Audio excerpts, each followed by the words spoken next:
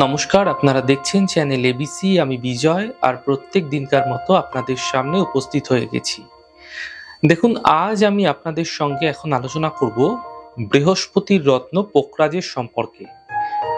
দেখুন, পোকরাজ তো বিভিন্ন রঙের হয়ে থাকে, কিন্তু বৃহস্পতির জন্য যে রঙের পোকরাজের ব্যবহার হয়ে থাকে তা হলো হলুদ রঙের পোকরাজ বা পিত রঙের পোকরাজ। দেখুন, যদি আপনাকে পোকরাজ ফায়দা দিচ্ছে, লাভ দিচ্ছে, তাহলে কি ধরনের লাভ দিতে পারে সেই সম্পর্কে প্রথমেই জানবো। দেখুন, পোকরাজ যদি আপনাকে শুভ ফল দিচ্ছে, তাহলে মানসিক স্থিতি আপনার ঠিক হতে দেখা যায়, আপনার মধ্যে ভয় ভীতি দূর হতে দেখা যায়। এবং পোকরাজ যদি আপনাকে ফায়দা দিয়ে থাকে, তাহলে কিন্তু ব্যক্তি সংস্কারী হয়ে থাকে, ব্যক্তি ধার্মিক হয়ে থাকে, এবং জ্ঞান আহরণ করার জন্য পোকরাজ ভীষণভাবে লাভকারী হয়ে থাকে।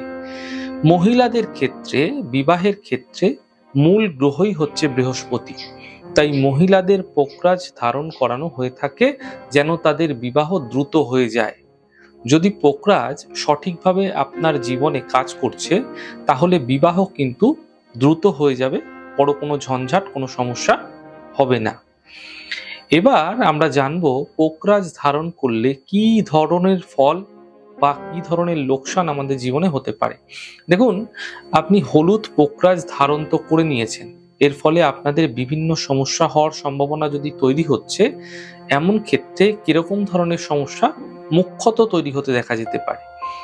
দেখুন, যদি হলুদ পোকরাজ আপনি ধারণ করে সমস্যা সৃষ্টি আপনার জীবনে হচ্ছে, তাহলে জীবনে খুশি হারিয়ে যাবে। প্রথমেই যেটা হবে, যে দেখবেন যে আনন্দ উচ্ছ্বাস যেটা থাকে মানুষের মধ্যে, সেটা একেবারেই ধীরে ধীরে কিন্তু হারিয়ে যাবে, খুশিগুলো হারিয়ে যাবে, এবং ভীষণ উদাসীন হয়ে পড়বেন আপনি, কিছুই ভালো লাগবে না।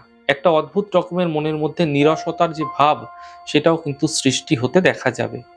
দেখুন, নেতিবাচক দিকগুলিকে উন্মোচিত করে দেয় এই পোকরাজ, যদি আপনার ক্ষেত্রে নেগেটিভ থাকছে তো। দেখুন, যদি পোকরাজ আপনাদের ক্ষেত্রে ক্ষতি করছে, কিন্তু আপনি পোকরাজ ধারণ করে ফেলেছেন, আপনার মধ্যে ধীরে ধীরে আপনার জ্ঞানের, আপনার সৌন্দর্যের অহংকার কিন্তু বৃদ্ধি পাবে। আর এই অহংকার আপনাকে ভয়ঙ্কর থেকে ভয়ঙ্কর ক্ষতির দিকে নিয়ে যেতে পারে। দেখুন, হলুদ পোকরাজ আপনার জন্য যদি ক্ষতিকারক হয়ে রয়েছে, এমন ক্ষেত্রে আপনার শরীরে মেদ বৃদ্ধি পেতে আপনারা দেখতে পাবেন। পাচন শক্তি সম্বন্ধীয় সমস্যাগুলি দ্রুত বৃদ্ধি পাবে, যার ফলে পেট সম্বন্ধীয় সমস্যায় আপনাদের ভুগতে দেখা যাবে। হাইপার অ্যাসিডিটির সম্ভাবনা বৃদ্ধি করে তোলে এই পোকরাজ। এবার আমরা আলোচনা করব কাদের ক্ষেত্রে পোকরাজ ধারণ করা উচিত, কাদের ক্ষেত্রে পোকরাজ ধারণ করা উচিত নয়। দেখুন, মেষ, কর্কট, সিংহ, বৃশ্চিক, ধনু এবং মীন লগ্নের মানুষদের ক্ষেত্রে পোকরাজ ধারণ করা অত্যন্ত বিশেষভাবে শুভ এবং লাভকারী হয়ে থাকে। কিন্তু বৃষ, তুলা, মকর এবং কুম্ভ লগ্নের মানুষদের ক্ষেত্রে ভুল করেও হলুদ পোকরাজ আপনারা ধারণ করবেন না। হলুদ পোকরাজ আপনারা ধারণ করবেন না, বড় ভয়ঙ্কর রকমের কিন্তু সমস্যায় আপনাকে পড়তে আপনি দেখতে পাবেন। মিথুন এবং কন্যা লগ্নের মানুষদের ক্ষেত্রে বিশেষ দশা চলাকালীন পরামর্শ নিয়ে প্রয়োজন মতো পোকরাজ ধারণ করা যেতে পারে।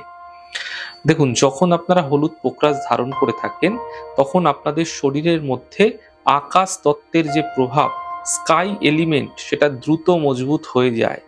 আর যেগুলি আকাশ তত্ত্বের অ্যাসোসিয়েট তত্ত্ব রয়েছে, যে আকাশ তত্ত্বের সাথে সর্বদা জুড়ে রয়েছে, তাকে বলা হয় জলতত্ত্ব। যখন আপনারা আকাশ তত্ত্বের রত্ন ধারণ করছেন, তখন তাকে ব্যালেন্স করার জন্য জলতত্ত্বের কোনো রত্ন অবশ্যই আপনাকে ধারণ করতে হবে। যদি আপনারা হলুদ পোকরাজ ধারণ করেছেন, এর সাথে পরামর্শ নিয়ে মুক্ত ধারণ অত্যন্ত বিশেষ লাভ আপনাকে দিতে পারে। যদিও সেটা অবশ্যই পরামর্শ নিয়েই আপনাকে করতে হবে, তাহলে কিন্তু আপনারা বিশেষ ফায়দা আপনাদের জীবনে দেখতে পাবেন। আকাশ তত্ত্বের সঙ্গে যখন জলতত্ত্বের কম্বিনেশন হবে জন্মছক অনুযায়ী, তা কিন্তু অধিক বেশি সফলতা আপনাকে দিয়ে থাকবে। কখনোই আপনারা হলুদ পোকরাজের সাথে গোমেদ রত্ন ভুলেও ধারণ করবেন না। দেখুন, গোমেদ হচ্ছে রাহুর রত্ন, পোকরাজ হচ্ছে বৃহস্পতির রত্ন। যখন দুটি একসাথে আপনারা ধারণ করে থাকেন, তখন আপনার জীবনে শুরু হয় গুরু চণ্ডাল যোগের মতো দুষ্প্রভাব। তাই এই দুষ্প্রভাব আপনার জীবনে হঠাৎ বৃদ্ধি পেতে পারে, যার কারণে আপনার মাথা গরম, হঠাৎ করে মেজাজ ক্ষিন্নতা, এবং তার সাথে সাথে বড়দের সঙ্গে মতবিরোধ, মতানৈক্য তৈরি হতে পারে। কোনো কারণ ছাড়াই জীবনে বড় বড় সমস্যার সম্মুখীন আপনি হতে আপনারা দেখতে পাবেন। তাই অপযশ, অপবাদ, বদনাম, মান সম্মানহানির শিকারও কিন্তু আপনি হতে পারেন।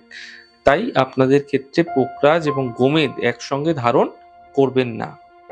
দেখুন, যখনই আপনারা পোকরাজ ধারণ করছেন তখন অবশ্যই পরামর্শ নিয়ে পোকরাজ ধারণ করুন। দেখুন, হলুদ পোকরাজ যদি আপনাকে ফায়দা দিচ্ছে তাহলে আপনার উপর ঈশ্বরের কৃপা বর্ষিত হবে। দেখুন, এমনটি মনে করা হয়ে থাকে যে এটি গুরু বৃহস্পতির রত্ন, তাই গুরুর কৃপা, ঈশ্বরের কৃপা হলুদ পোকরাজ ধারণের মাধ্যম দিয়ে আপনারা পেতে দেখতে পাবেন। এবার আমি আলোচনা করব পোকরাজ ধারণের নিয়ম কি আছে। দেখুন, বৃহস্পতির থেকে লাভ পেতে, বৃহস্পতির সমস্ত যে শুভত্ব তা বৃদ্ধি করতে হলুদ পোকরাজ সোনার আংটিতে বাঁধিয়ে কিন্তু আপনারা তর্জনী আঙুলে ধারণ করতে পারেন। ধারণের দিন সর্বদা শুক্লপক্ষের যে কোনো বৃহস্পতিবার শুভ সময় দেখে অবশ্যই ধারণ করতে হবে। এছাড়া কোনো এক্সপার্টকে দেখিয়ে পুনর্বসু, বিশাখা বা পূর্ব ভাদ্রপদ নক্ষত্রযুক্ত দিনেও কিন্তু আপনারা শুভ সময় দেখে পোকরাজ ধারণ করতে পারেন শুক্লপক্ষে, তাও আপনাদের ক্ষেত্রে বিশেষ লাভ দিয়ে থাকবে। তাহলে আজকে আলোচনা করলাম কাদের ক্ষেত্রে পোকরাজ ধারণ করা উচিত, পোকরাজ ধারণ করলে কি ফায়দা মিলতে পারে, পোকরাজ ধারণ কাদের ক্ষেত্রে সমস্যা নিয়ে আসতে পারে, কাদের ক্ষেত্রে পোকরাজ ধারণ করা উচিত না, এবং কিভাবে আপনারা কোন সময় পোকরাজ ধারণ করবেন তা সমস্ত কিছুই আলোচনা করার চেষ্টা করেছি।